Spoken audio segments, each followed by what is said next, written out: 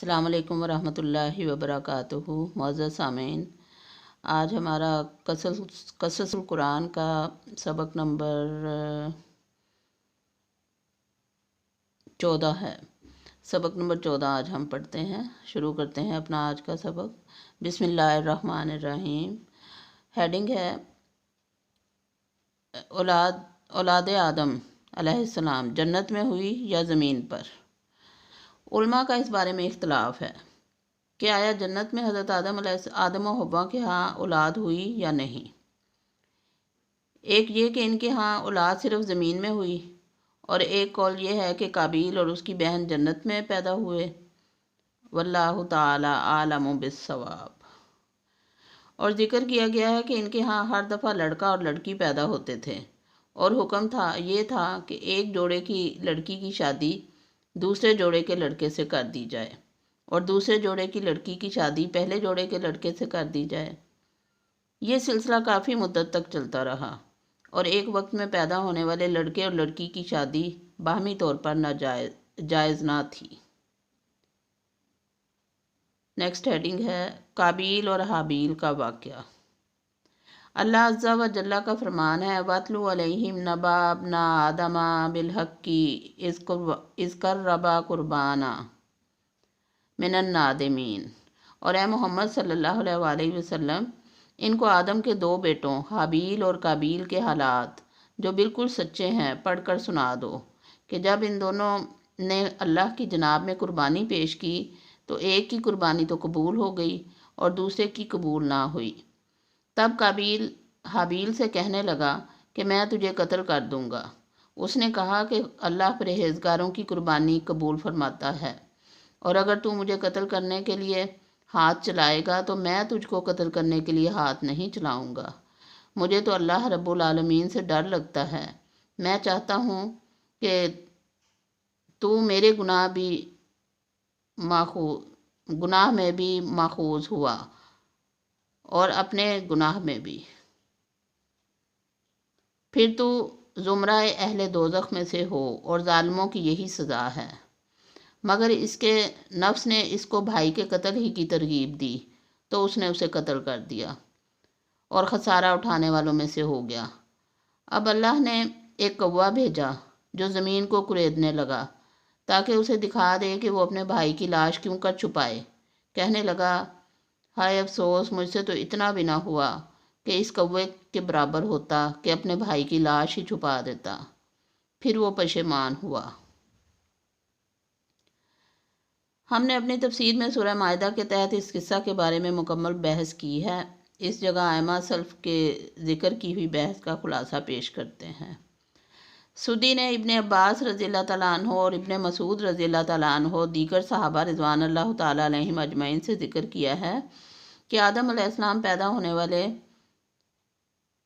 ایک جوڑے میں سے ایک لڑکے کی شادی دوسرے جوڑے سے پیدا ہونے والی لڑکی سے کر دیتے، اور حابیل نے قابیل کے ساتھ پیدا ہونے والی بہن سے شادی کا پروگرام بنایا۔ قابیل حابیل سے بڑا تھا، اور قابیل کے ساتھ پیدا ہونے والی بہن زیادہ خوبصورت تھی۔ بہن سے حابیل کی شادی ہونے دے۔ قابیل نے خود اپنے ساتھ پیدا ہونے والی بہن سے شادی کا پروگرام بنایا۔ آدم علیہ السلام نے کہا کہ تو اپنے ساتھ پیدا ہونے والی بہن سے حابیل کی شادی ہونے دے، لیکن اس نے انکار کر دیا۔ تو آدم علیہ السلام نے دونوں کو قربانی کرنے کا حکم دیا، اور آدم علیہ السلام خود حج کرنے مکہ شریف چلے گئے، اور جاتے وقت آسمانوں سے اپنی اولاد کی حفاظت کرنے کو کہا۔ انہوں نے اس بات سے انکار کر دیا۔ زمینوں اور پہاڑوں کو کہا، وہ بھی انکاری ہو گئے، اور قابیل نے ان کی حفاظت کی ذمہ داری قبول کر لی۔ حابیل اور قابیل نے اپنی اپنی قربانی پیش کی۔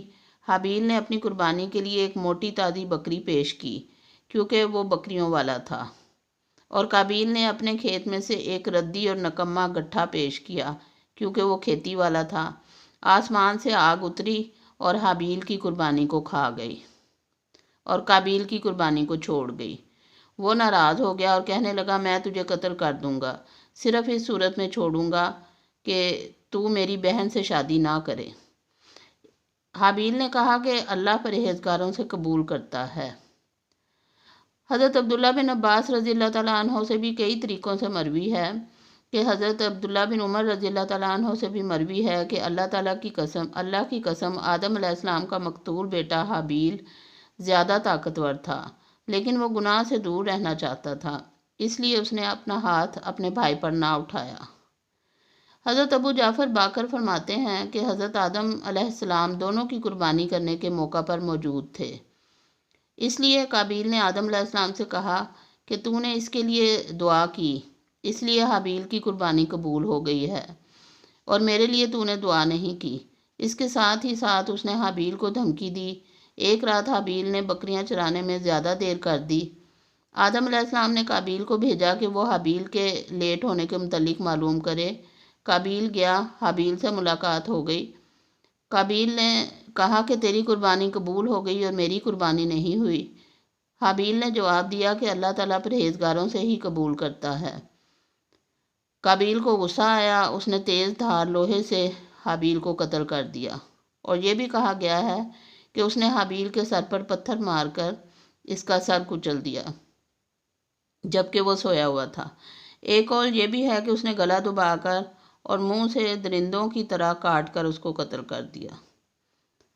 قابیل کے ڈانٹنے پر حابیل نے کہا، لَإِن بَسَّطتَ إِلَيَّ يَدَكَ لِتَقْتُلَنِي مَا أَنَا بِبَاسِطٍ يَدِيَّ إِلَيْكَ لِأَقْتُلَكَ إِنِّي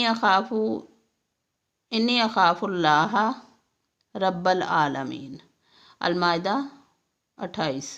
اگر تو مجھے قتل کرنے کے لیے مجھ پر ہاتھ چلائے گا تو میں تجھ کو قتل کرنے کے لیے تیرے اوپر ہاتھ نہیں چلاؤں گا، مجھے اللہ رب العالمین سے ڈر لگتا ہے۔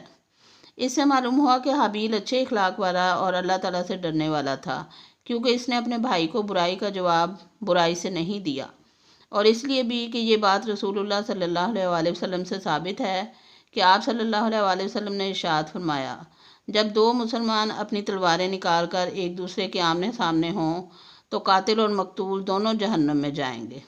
صحابہ رضوان اللہ تعالیٰ علیہم اجمعین نے عرض کیا کہ یا رسول اللہ صلی اللہ علیہ وآلہ وسلم، قاتل کا آگ میں جانا تو سمجھ میں آتا ہے، لیکن مقتول کا کیا حال ہے، وہ کس وجہ سے جہنم میں جائے گا؟ تو سرور کائنات صلی اللہ علیہ وآلہ وسلم نے فرمایا، کیونکہ وہ بھی اپنے بھائی کے قتل کے ارادہ سے آیا تھا۔ اللہ تعالیٰ کا فرمان جو حابیل کا قول نقل کیا گیا ہے، انی اریدو ان تبوء باسمی و اسمک من الظالمین، المائدہ 29۔ میں چاہتا ہوں کہ تو میرے گناہ میں پکڑا جائے اور اپنے گناہ میں بھی، پھر جہنم والوں میں سے ہو جائے، اور ظالموں کی یہی سزا ہے۔ نیکسٹ ہیڈنگ ہے، کیا مقتول کے گناہ قاتل کے ذمہ لگ جاتے ہیں؟ میرے گناہ سے مقصود میرے ساتھ لڑائی کرنے کا گناہ ہے، اور تیرا گناہ سے مقصود تیرے ساتھ دوسرے گناہ بھی ہیں۔ یہ بات مجاہد، سدی، ابن جریر اور دیگر مفسرین نے کہی ہے، اور اس سے یہ بات ہرگز نہیں نکلتی کہ قتل کی وجہ سے مقتول کے گناہ قاتل کے ذمہ لگ جائیں گے، اور ابن جریر نے بھی اس کے خلاف اجماع نقل کیا ہے، جبکہ بعض جاہل قسم کے لوگ اس کی دلیل میں یہ حدیث نبی کریم صلی اللہ علیہ وسلم پیش کرتے ہیں کہ قاتل نے مقتول کے ذمہ کوئی گناہ نہیں چھوڑا۔ اس روایت کی کوئی اصل نہیں۔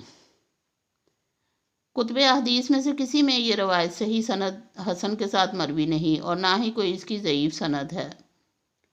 ہاں یوں ہے کہ قیامت کے دن اتفاقی طور پر یہ شکل پیش آ سکتی ہے کہ مقتول قاتل سے اس کی نیکیوں کا مطالبہ کرے گا، اور نیکیاں اس کے مطالبہ کے مطابق پوری نہ ہو سکیں گی، اس کے ظلم کے برابر نہ ہوں گی، تو اب مقتول کی برائیاں قاتل کی طرف منتقل ہو جائیں گی، جیسے کہ اس کے علاوہ دوسرے مظالم کے متعلق حدیث صحیح سے ثابت ہے، اور قتل بڑے گناہوں میں سے ہے۔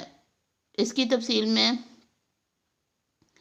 حضرت سعد بن ابی وقاص رضی اللہ تعالیٰ عنہ نے حضرت عثمان رضی اللہ تعالیٰ عنہ کے فتنہ کے وقت کہا تھا کہ میں گواہی دیتا ہوں کہ تحقیق رسول اللہ صلی اللہ علیہ وآلہ وسلم نے فرمایا تھا کہ عنقریب فتنہ رونما ہوگا، اس میں بیٹھنے والا کھڑے ہونے والے سے بہتر ہوگا، اور کھڑا ہونے والا چلنے والے سے بہتر ہوگا، اور چلنے والا بھاگنے والے سے بہتر ہوگا۔ میں نے عرض کی، یا رسول اللہ صلی اللہ علیہ وآلہ وسلم، اگر وہ میرے گھر میں داخل ہو جائیں اور اپنا ہاتھ میری طرف پھیلائیں تو میں کیا کروں؟ تو آپ صلی اللہ علیہ وسلم نے ارشاد فرمایا کہ آدم کے بیٹے کی طرح ہو جا۔ اور یہی حدیث ابن مربیہ نے حضرت حذیفہ بن یمان رضی اللہ تعالیٰ عنہ سے مرفوعاً روایت کی ہے، اور اس میں یہ الفاظ ہیں کہ آدم علیہ السلام کے 2 بیٹوں میں سے بہتر کی طرح ہو جا۔ نسائی کے سوا اصحاب سنن اور مسلم نے حضرت ابو ذر رضی اللہ تعالیٰ عنہ سے اس کو بیان کیا ہے۔ جیسا طریقہ کوئی رائج کرے گا تو اس کو قیامت تک اس کا حصہ ثواب دگنا ملتا رہے گا۔ دمشق کے شمال میں قاسیون ایک پہاڑ ہے، وہاں مغارت الدم نامی ایک پہاڑ ہے۔ اس کے متعلق یہ بات مشہور ہے کہ قابیل نے اپنے بھائی حابیل کو یہاں قتل کیا تھا، اور یہ بات اہل کتاب سے منقول معلوم ہوتی ہے۔ وما علینا الا البلاغ۔